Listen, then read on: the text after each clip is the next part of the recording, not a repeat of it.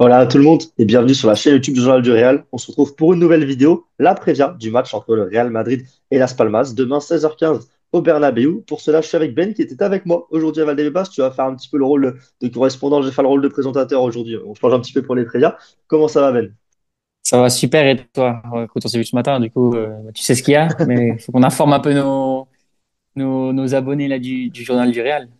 Ça va super également.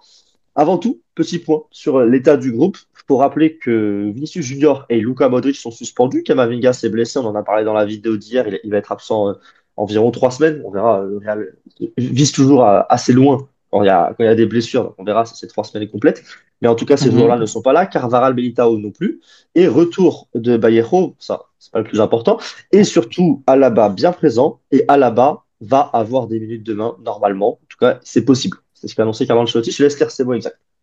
Ouais, alors un peu près ça, il a mis le doute, enfin, il a bien confirmé qu'il sera sur la liste, bien évidemment, demain, qu'il avait joué hier, d'ailleurs, 40 minutes dans un petit match. Je sais pas si c'était avec les jeunes ou entre eux, mais en tout cas, que hier, il avait en tout cas joué 40 minutes. C'était pas avec les jeunes de la Castilla, parce que le Castilla, enfin, du Castilla, parce que ils n'étaient pas là, ils avaient match à Séville.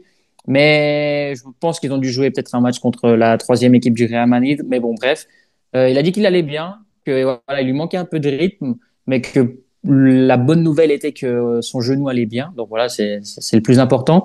Et que demain, il n'allait pas être titulaire, ça c'était clair et net.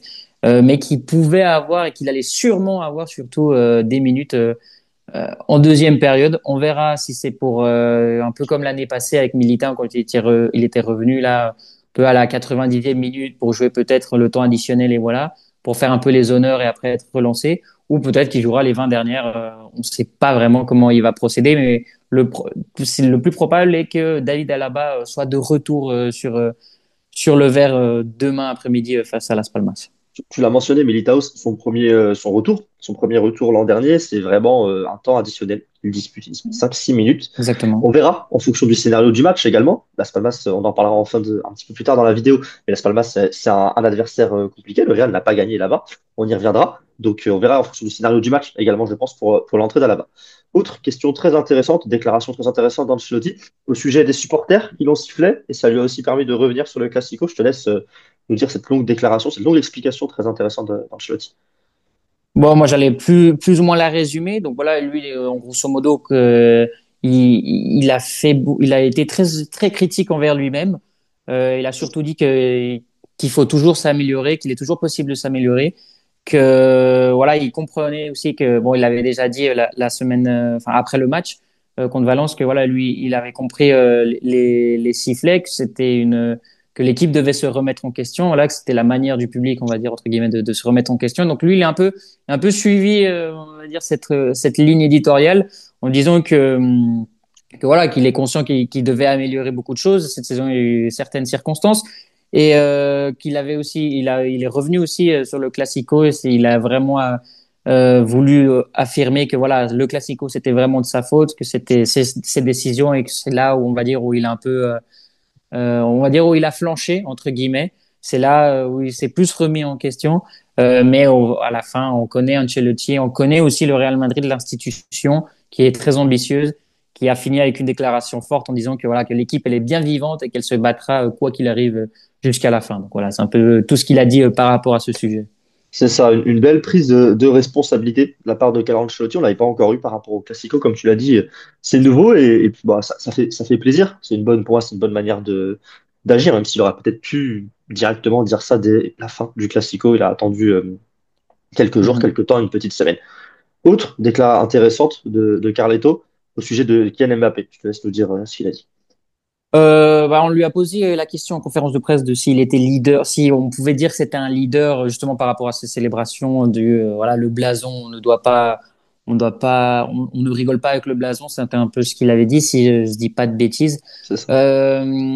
Donc on lui avait posé la question de s'il trouvait que c'était un leader. Lui, il a répondu que il savait pas trop, mais la seule chose qu'il pouvait dire, c'est qu'à l'entraînement, voilà, c'est quelqu'un qui est très humble, qui montre aussi une très grande humilité sur et en dehors du terrain et que voilà que peu à peu, bon, même s'il l'avait déjà dit il y a quelques conférences de presse que l'adaptation de Kylian Mbappé pour lui semble être terminée et après voilà donc, dans toutes les conférences de presse, il a dit un peu la même chose, non? Que Ouais, c'est un joueur extraordinaire et que après chaque match, il améliore toujours ses performances, que de match en match, on recommence à retrouver entre guillemets le Kylian Mbappé du Paris Saint-Germain de ses années dorées, si je peux dire ça comme ça, même s'il est loin. Enfin, pour moi, il est de nouveau, il est encore dans ses années dorées, mais je veux dire dans le sens où voilà, on sait qu'il a eu un début de saison compliqué, mais qu'on recommence à trouver peu à peu ce les Kylian automatismes. Mbappé. Ouais, exactement. Bah, on l'a vu le but contre le Celta Vigo, voilà, Bah, c'est les- ces deux derniers buts hein, contre le Barça et le Celta ouais Vigo, c'est les aussi. deux buts vraiment, à part les frappes de loin qu'il a pu mettre sur la présentation, c'est vraiment les deux buts Mbappé qu'on a vu, c'est-à-dire prise de balle en contre-attaque, ça court, ça élimine, finition clinique. C'est ça, Kylian Mbappé. Ouais, C'est ça qu'on attendait au Real Madrid et c'est ça qu'on a depuis quelques matchs et c'est ça qui fait plaisir à voir, justement, et pourquoi Carlo ouais. Ancelotti est si content. C'est ça aussi. Et puis, ce que je voulais dire par rapport au but contre le Celta Vigo, c'est sur son côté gauche surtout. Ça aussi, on revoit où il est le plus à l'aise. Bon, contre Barcelone, c'était sur le côté droit. Mais contre le Celta Vigo, c'est du pur Mbappé comme tu l'as très bien dit, sur son côté gauche, petite feinte, une frappe chirurgicale et puis voilà, on n'en reparle plus. Mais sinon, on va dire que Ancelotti dans l'ensemble, il est très content avec Mbappé. Je pense que c'est une de ses seules source de bonheur dernièrement, vu les temps qui courent. Mais voilà, on peut dire qu'il est très content avec le français en tout cas.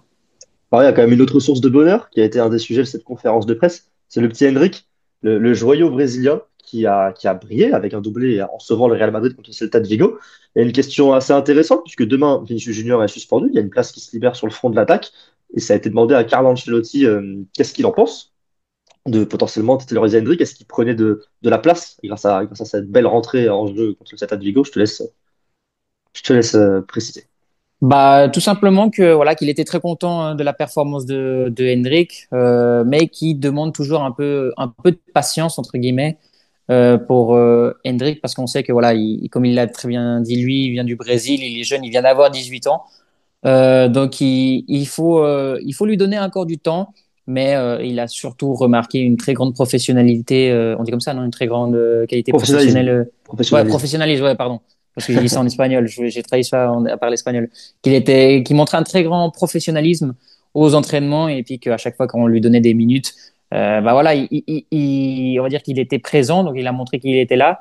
Et après, moi j'ai une petite stat aussi que je peux ajouter, c'est que Hendrix s'ajoute à une liste très fermée au Real Madrid parce que c'est un des seuls joueurs à avoir marqué un doublé en prolongation après Cristiano Ronaldo. Donc la dernière fois c'était Cristiano Ronaldo en 2017, Santillana, Sotero Aranguren et Santiago Bernabéu. Donc voilà, la petite stat qui fait plaisir. Donc Hendrick a quand même réalisé quelque chose que très peu ont pu faire au Real Madrid, dont un certain Santiago Bernabéu, quand même qui porte le nom du stade, et un certain aussi Cristiano Ronaldo.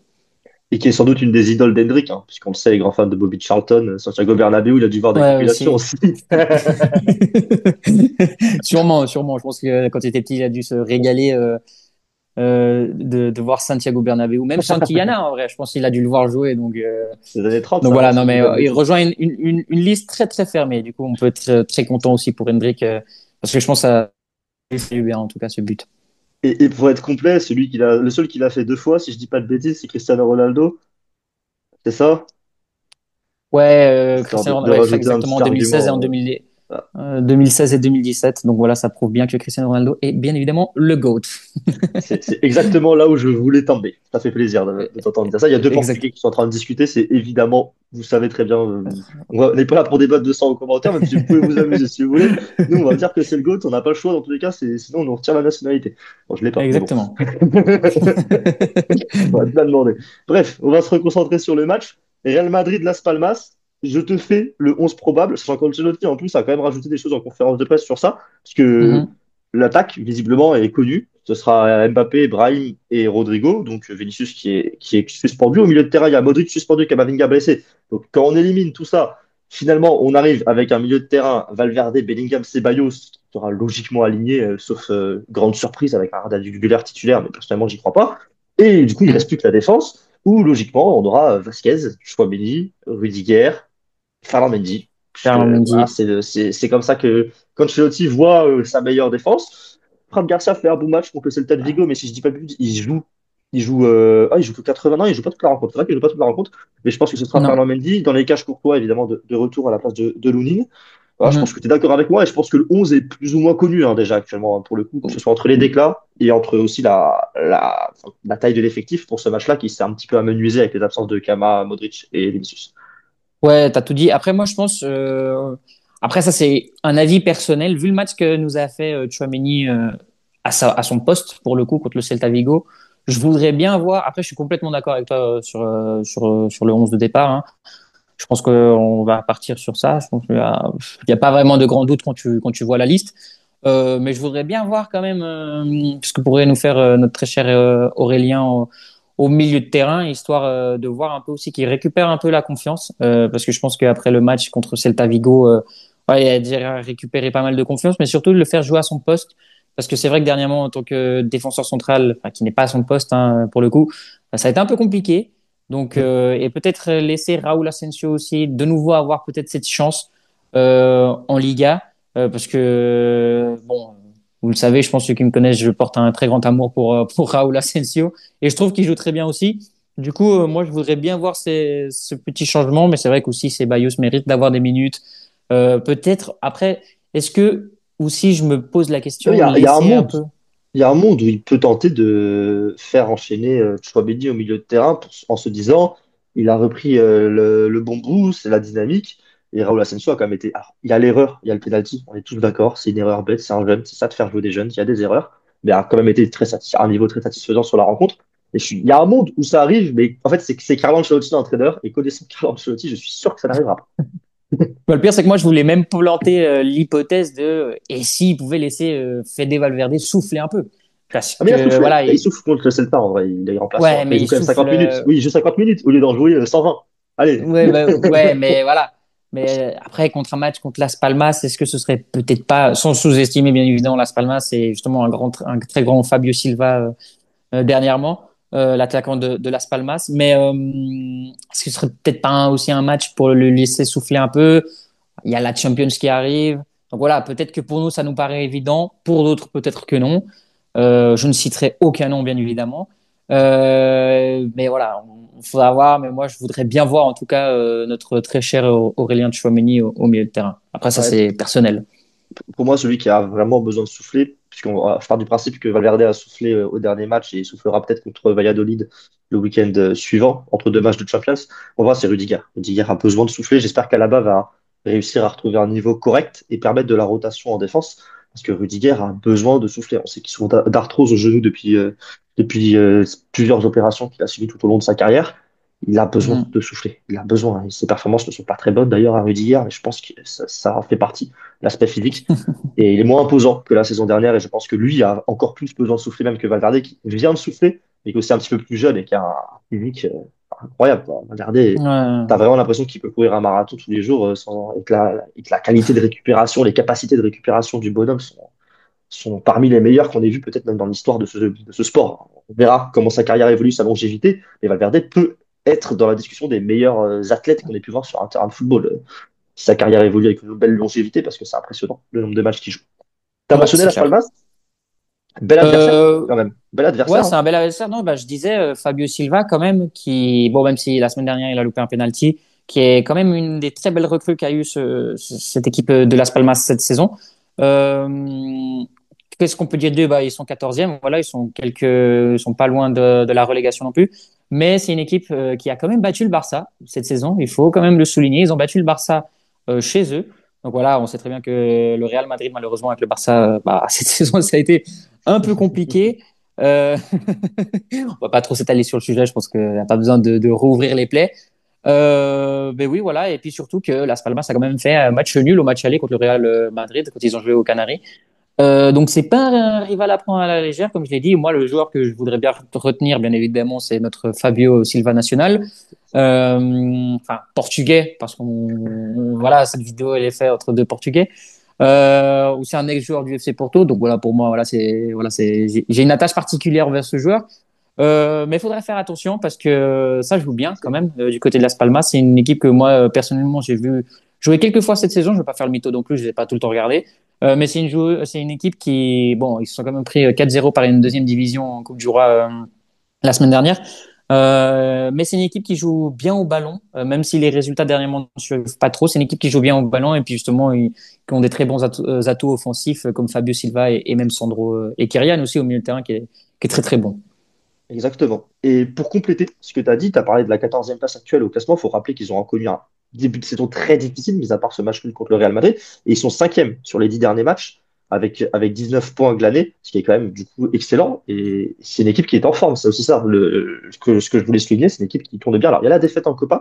Le dernier match en Liga, c'est une défaite contre Retafe également. Donc, ça tourne un Mhm. tout petit peu moins bien, on va dire, depuis deux matchs. Mais ils ont connu un vrai renouveau dernièrement. Ça s'est reparti de l'avant alors qu'ils avaient terminé la saison très difficilement l'an dernier et ont entamé celle-ci très difficilement. Donc attention, parce qu'ils savent comment embêter le Real Madrid, puisqu'ils ont réussi à faire un match nul contre eux, et ils n'avaient pas été ridicules du tout sur le match à Gran Canaria au mois d'août. C'était encore le mois d'août, si je dis pas de bêtises. Ouais, je crois que c'était au mois d'août. Et après, C'est le deuxième de la saison. faut Trop aussi bon. souligner qu'il y a eu un changement d'entraîneur au milieu de C'est saison. ça. Avant, c'était Luis Carrion et maintenant c'est Diego Martinez. Diego Martinez était l'ancien entraîneur de l'Espagnol, mais aussi de Grenade, de Grenade, du Grenade européen. Donc voilà, c'est aussi pour ceux qui ne savent pas, c'est mon club en Espagne. T'as placé tous tes clubs, tous Mais tes gars. C'est ouais, vraiment j'ai réussi à placer tout le monde là dans cette c'est vidéo. fort. Non, mais plus sérieusement, que c'est un entraîneur, c'est un très très très très très bon entraîneur qui est quand même avec Grenade avait repris le club en deuxième division, qui les a fait monter et qui ensuite les a emmenés en Europa League jusqu'à éliminer une certaine équipe de Naples, voilà. Et donc ils se sont fait éliminer d'ailleurs par Manchester United à Old Trafford, donc c'est pas dégueu. Mais voilà, c'est un très très bon entraîneur qui a des très belles idées, qui sait jouer qui se porte beaucoup aussi vers l'avant. Donc c'est pour ça que Fabio Silva a d'ailleurs très bien fonctionné avec lui cette saison. Et voilà, on verra, mais c'est une équipe à ne pas prendre à la légère parce que bah, ils ont su causer de gros problèmes aux grosses équipes. Donc voilà, bah, demain sera au Bernabeu, mais on a déjà vu qu'à Montjuic, il ne tremblait pas. Du coup, voilà, demain ça va être un beau test pour le Real Madrid et surtout pour Las Palmas. C'est pas un petit prono pour conclure cette vidéo, mon petit Ben. Moi, je voudrais dire, allez, un petit 3-1 pour le Real Madrid, un petit but. Oh, tu sais quoi? Premier triplé de Kylian Mbappé cette saison avec le Real Madrid. Et après, pour me faire plaisir, un petit goal de Fabio Silva pour Las Palmas. Pas mal, pas mal. J'hésite un petit peu. Je pense que Las Palmas va marquer le premier but. Je pense que la Real va Ouais, continuer moi, je pense que c'est ça à que je être pense. Je pense que Las Palmas va marquer. et j'aime bien, Je en vrai, pense j'aime qu'ils bien vont ton marquer. 3-1. J'aime bien ton 3-1 avec un premier but de Las Palmas. Alors, je vais pas te copier, du coup, je vais dire 2-1, mais je pense qu'on a à peu près le même avis sur le match. Et moi, je veux pas un but de Fabio Silva parce que c'est un mec de Porto et du coup, c'est une pipe automatiquement, évidemment. Bah, tu sauras que Fabio Silva a Vamos été aussi Benfica. formé à Benfica. À Benfica, hein. Il Oui, a joué un peu. il était avant, oui, bien sûr, Il a bien fait sûr. Porto, Benfica, et il est revenu à Porto. Sur ce, merci à vous d'avoir regardé cette petite prévia jusqu'au bout. Dites-nous en commentaire votre prono. Dites-nous si vous pensez que le moment est venu pour Mbappé de claquer son triplé. Comment vous sentez ce match? Est-ce que vous êtes plutôt inquiété par les mauvaises choses qu'on a pu voir contre le Celta de Vigo ou plutôt porté par quand même les 5 buts marqués et un match offensivement réussi, hein. Tu mets 5 buts, t'as réussi offensivement quoi qu'il arrive. Et on se retrouve très bientôt sur la chaîne YouTube de Journal du Real pour de nouvelles vidéos. N'oubliez pas de liker, partager, commenter. Salut à tous, ciao! Ciao.